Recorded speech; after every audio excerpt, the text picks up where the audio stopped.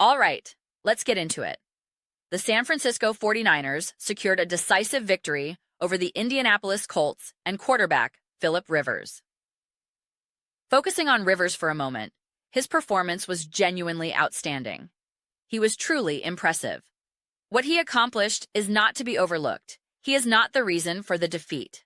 The Colts lost because the 49ers offense operated with such efficiency and ease, moving the ball up and down the field essentially at their discretion.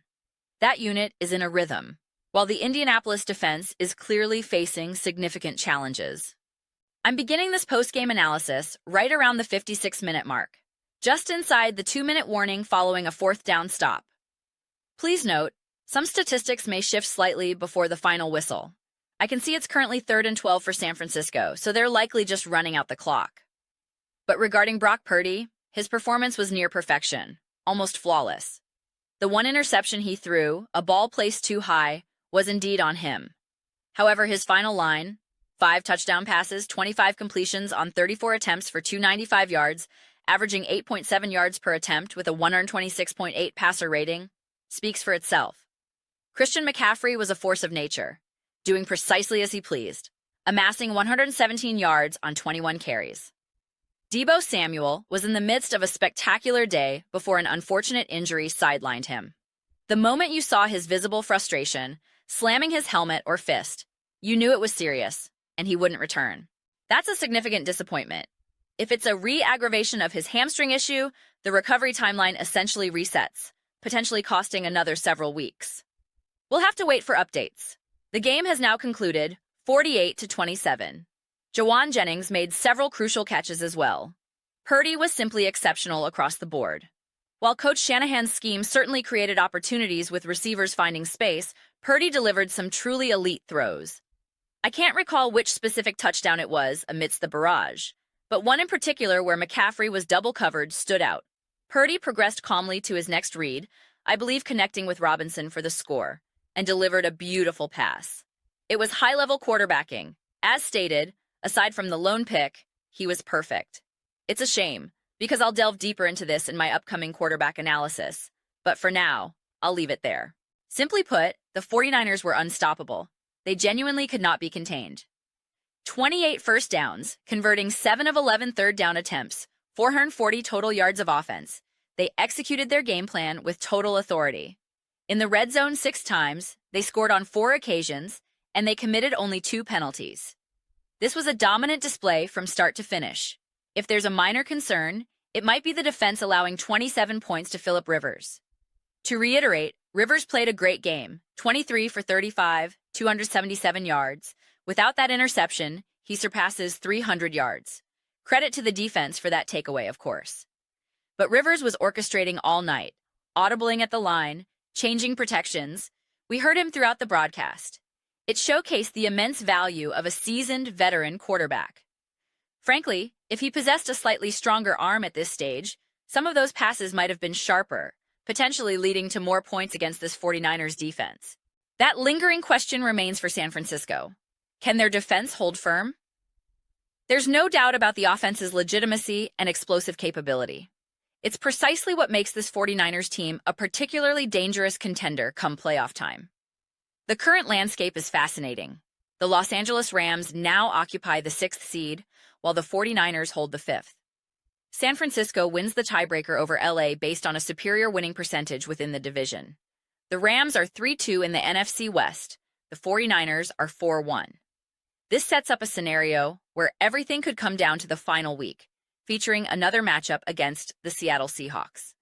If the 49ers defeat Seattle again and finish tied with them, they would own the tiebreaker and could clinch the number 1 seed. The situation is heating up considerably. Right now, it's primarily about the 49ers and the Seahawks. The Rams are technically in the mix, but the focus is on the top 2. They find themselves in a peculiar high-stakes scenario reminiscent of the Lions and Vikings last season. I initially anticipated it being the Seahawks and Rams in this position, but the 49ers have forcefully entered the conversation.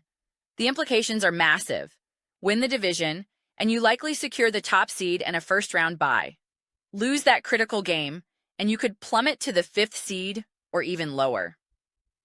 Therefore, This victory over Indianapolis was not just significant, it was absolutely necessary.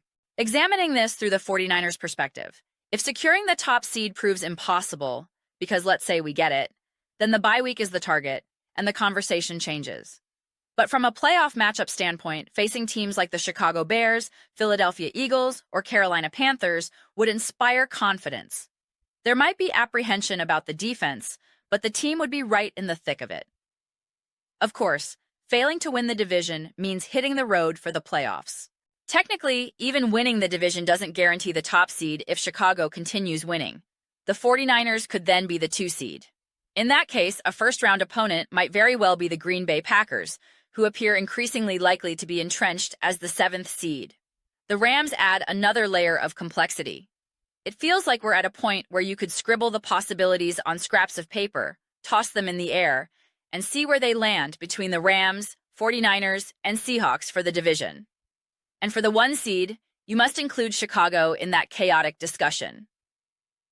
The tiebreaker between Seattle and Chicago is tight, both currently tied in conference record. Subsequent conference games will ultimately decide it. It's absolute madness. There's no reliable method to predict how this will unfold. However, it appears the final game of the regular season will carry immense weight for San Francisco.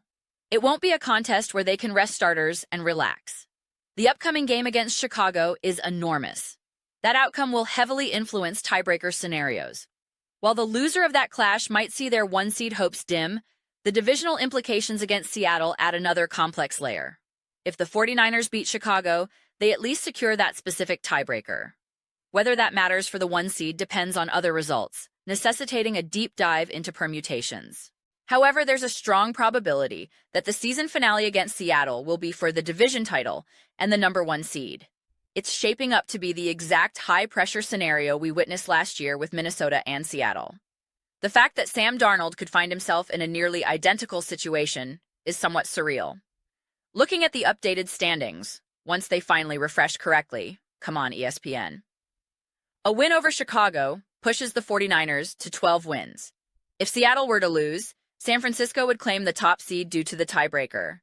If Seattle wins to reach 13, the 49ers are close behind. Then, if San Francisco beats Seattle in the finale, they'd be tied but own the tiebreaker, and they'd also own it over Chicago. That could render Chicago's final result moot, likely locking them into the 2 seed. But this also depends on what the Rams do. The potential outcomes range from the 1 seed to possibly the 6 seed. It's pure chaos. Genuine, unpredictable chaos. This is where strategy becomes interesting. Recall last season when the Rams, seemingly indifferent to their final seeding, opted to rest players in Week 18. That approach worked for them. Perhaps a team this year adopts a similar philosophy, unconcerned whether they finish 5th or 6th. But if you're competing for the top seed and that coveted bye, you go all out. You play your starters. This is fantastic for the league. We have meaningful, high-stakes games at the season's conclusion. Often, by this time, matchups like a hypothetical Bills-Eagles game might lack urgency. But here we have a slew of contests with everything on the line. While other games might have seemed exciting on paper, their significance has faded.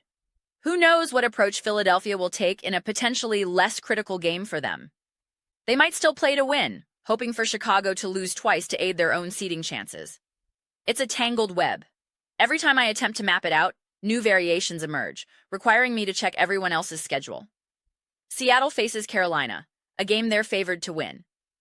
If Seattle wins, reaching 13 wins, and the 49ers also win, that final head-to-head clash becomes monumentally important. For that game to truly decide the 1 seed outright, you'd need Seattle to have lost prior, creating a direct winner-take-all scenario. But either way, it will matter intensely.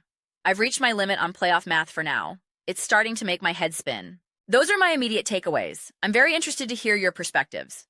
What are your thoughts on the 49ers commanding 48-27 victory over the Indianapolis Colts? Quite the offensive explosion. Let me know in the comments.